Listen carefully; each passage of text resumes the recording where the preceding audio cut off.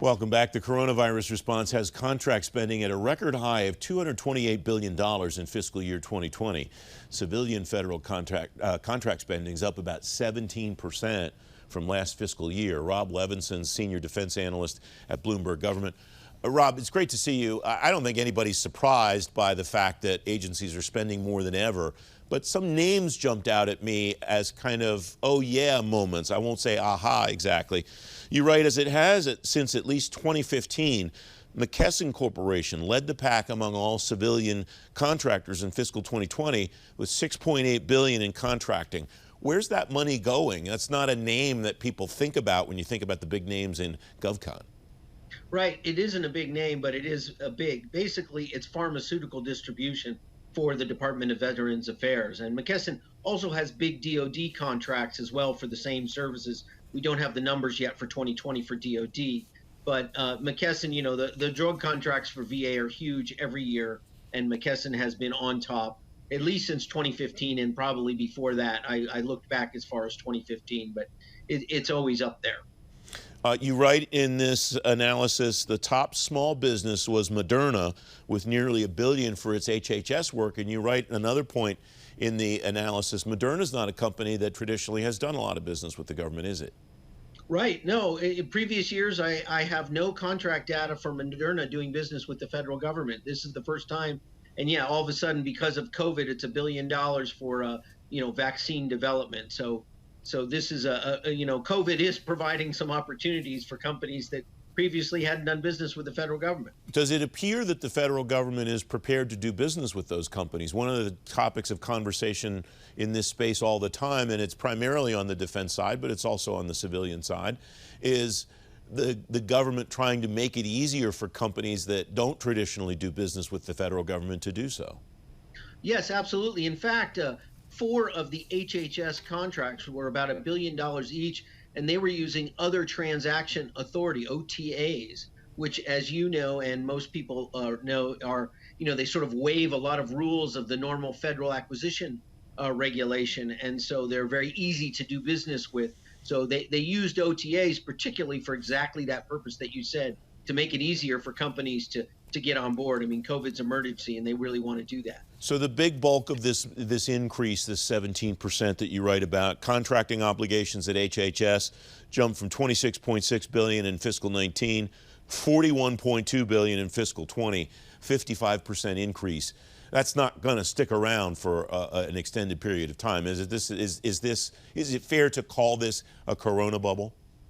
I think that's pretty fair. I mean, it is COVID driven, and assuming that we get a handle on this, we get a vaccine, that will probably decline. Although there could be some huge contracts for vaccine production and vaccine distribution, which could still drive this. And again, I would expect that a lot of that could go through HHS. Some of it could maybe go through FEMA or something like that.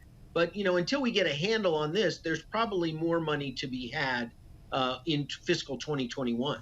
You write about the Department of Veterans Affairs increasing its contract spending from about $4.4 billion to $4.4 billion in 20, up about 15%. That's all primarily going one place, it looks like, Rob. Well, most of it, the biggest increase was for the community care program, which, as you know, gets talked about a lot, is a program where veterans can go outside the VA system because they either live too far away or there's not appointments available. And President Obama pushed some of this through. President Trump has expanded this program to allow veterans to go on the civilian, healthcare system. And presumably a lot of that is COVID driven. I butchered your numbers there, and I apologize, so I'll read it for the clarity of the viewer. Department of Veterans Affairs increased its contract spending about $4.4 billion in fiscal 20 over 19, an increase of about 15%.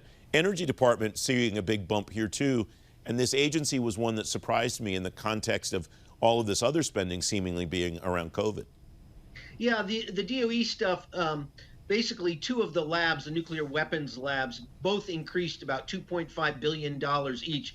These labs are government labs, but they're run by huge contract, they're contract run. One is run by Honeywell. And so a lot of money went in there. Some of that may be COVID driven because the DOE labs have huge supercomputers and they have been sort of lending those for some COVID research. But most of it is probably related to, enhancing the nuclear arsenal. A big whopper of an increase at the Small Business Administration. I imagine no one's surprised by that.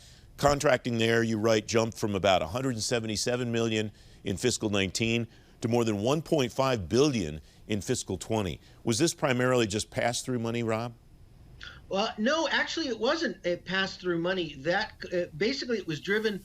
The SBA had to administer one of these COVID relief programs for small business, and they needed help, administering that program. So they hired. There's one company that got over a $700 million contract. It was about 300 million, and then it got bumped up to about over $700 million to help the Small Business Administration qualify the loans and process the loans. So that money did go to a contractor. It wasn't the pass-through. The money itself for the loans, of course, passed through and went to the companies. But that contracting money went to some businesses to help the Small Business Administration run the program, which was bigger than anything they'd ever run in the past. We have about 30 seconds left, Rob. Given that more stimulus is likely going to happen at some point, we think, is that money likely to continue being spent at SBA? Yeah, I think so. I mean, there were some questions about some of these contracts that Congress and the IG had raised, but SBA will probably have to administer some more business assistance programs, and so they're going to need help to do that. Rob Levinson, thanks very much. Thanks for joining me. My pleasure, Francis.